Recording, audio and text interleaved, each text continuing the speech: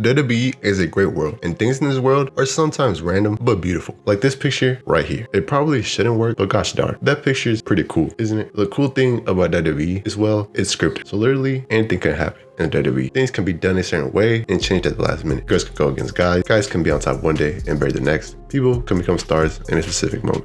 And weddings can happen.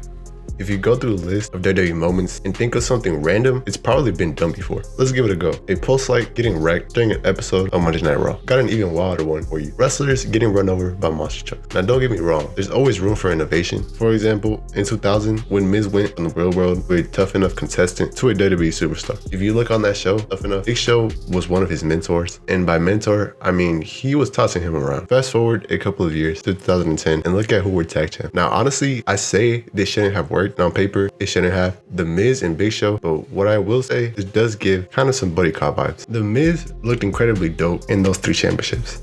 It's wild that to this day, he is the only triple title holder, which let's talk about the Miz and his work in general. Remember this champion promo he gave? His work during this time was great. This seemingly random pairing kind of came about as Big Show and Chris Jericho turned on each other, and this was his new partner. Guess who they beat for the tag team championships? Was it maybe a random team, or was it one of the best of all time? It was one of the best of all time. In D-Generation X, the Miz and Big Show were dripped out in gold. Like most tag teams though, they eventually split up. Another thing that probably shouldn't have worked but did is Kofi's Jamaican accent. Remember in late 2007, 2008, and 2009 when WWE had Kofi Kingston perform a Jamaican character? If you're Gen Z, then you probably do. Besides the fact that Kofi was super jacked and Randy Orton was in his eyes, there was something kind of cool and unique about this character. Kofi was seen as a future main eventer, and his accent, which was called out, added an extra layer of depth. Kofi is still around to this day. What a legend. Another thing that even when it was happening, I feel like was seen as a thing that was random but working was The Miz and Mizdow. When the whole The Miz character took a turn in 2013, by the way, this probably shouldn't have worked either, but he was a guy that called himself the A-lister and acted like a stereotypical spoiled Hollywood actor. This brought things like his wife Maurice, a stunt double, and my favorite, when he put his hand up and said, "When my hand goes up, your mouth goes shut." He stole that straight from school and got people mad.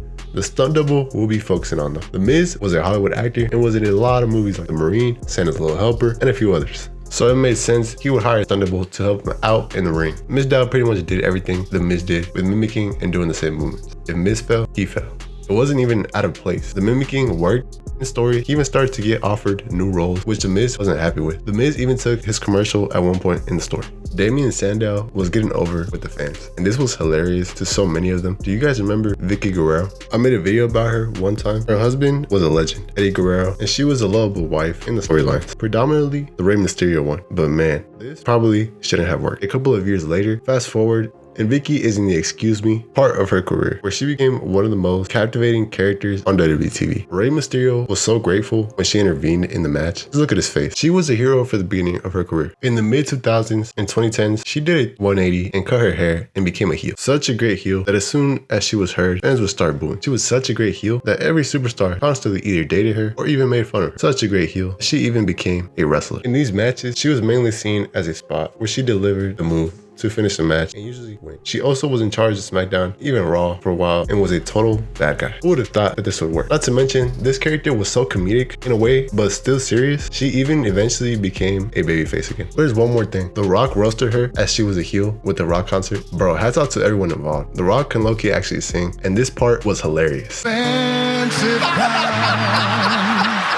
Vicky playing into it, Michael Cole laughing, the crowd being background singers. This was hilarious. In 2013, Vicky, as I mentioned, turned hero. She turned babyface. Vicky was finally standing up for herself after being mistreated for months. This led to her honoring her boyfriend, her husband, Eddie Guerrero, competing in a match. This match was a 4-on-1 handicap mud-filled pool match. The concept of whoever got their opponent covered in mud first would win. Vicky took on Alicia Fox, Layla, and Rosa Mendez. She was standing on business though and got them all into the mud. She was so happy though that she started showboating and she left. She got covered with the puddle and she was fired. In story by WWE. Another more colorful thing was NXT 2.0. The brand getting touted as a colorful brand in NXT 2.0 was seemingly a risky decision, but man, it in my opinion has really paid off. It's yellow and white or gold instead of yellow, I'm pretty sure. And I honestly have watched NXT so much more since this version. Braun Breaker came out of this. The storyline that was the most captivating, in my opinion, was Trick Williams and Carmelo Hayes. Tiffany Stratton and Becky Lynch also had a wild match. The storyline though was so multi-layered. I remember when John Cena popped up as a cameo, he gave Trick Willie some ideas. This whole episode was just cool. Carmelo making this facial expression left the fans curious, was it him or not? As the story progressed, it seemed that Trick Williams was gonna become the guy in NXT, which he eventually did. This storyline though lasted from 2023 to 2024. It was a full year or something like that because this storyline started in the summer of 2023. NXT 2.0 has been a success, and this feels like a third brand, but also developmental. Like the people that are down there are waiting to break through. When Dominic was NXT champion, that was lit. The women's division is probably the best down there, really. But honestly though, since the color was added, it has been a blast. It's really only going to continue to get bigger and better too, with the CW being added onto the mix. Alright, when this first came about though, a whole lot was going on. Do you guys remember when there was a wedding with Dexter Lumis and Indy Hartwell? This was one of the first segments I remember watching, and man, it was so well built. So many new faces, the setting was so bright, and we are starting to see the results now with the main roster, with faces like Mello and Tiffany Stratton getting significant roles. Ridge Holland is the most underappreciated name on that list of 2.0. Another thing that probably shouldn't have worked was the time Kevin Owens and John Cena had that rivalry. On paper, these two probably don't seem like dream opponents, but this rivalry was something special. First off, the contrast in just people. These two I feel like have so much different about them, from the roles to get there, to the things they enjoy, to the styles clash. But honestly, it's been a long time since these two faced off, and as you get to know them, it makes sense why they gelled. From their promos on Monday Night Raw to then Money in the Bank, Elimination Chamber, and Battleground, John Cena was Superman during this time. Every match was a certified banger, and I feel like he was definitely the MVP during this time. He also was coming off 10 years of being a main eventer, and this vibe was rubbing off on his opponents. Speaking of, you guys remember when John Cena was going to get kicked out of WWE? Something that probably shouldn't have worked was definitely this. Some people fell for this, but I feel like this was the face of something.